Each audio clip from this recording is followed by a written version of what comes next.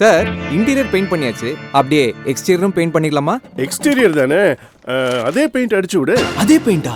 எல்லா பெயிண்ட்டும் ஒண்ணுதான், அடிச்சு விடு.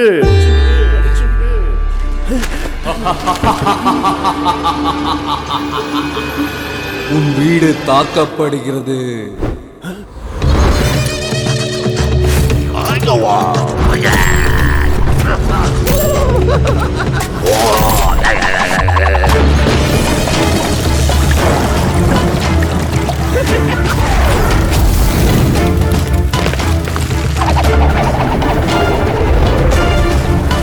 ஐயோ பிரபு, இதுக்கு வேற பரிகாரமே இல்லையா?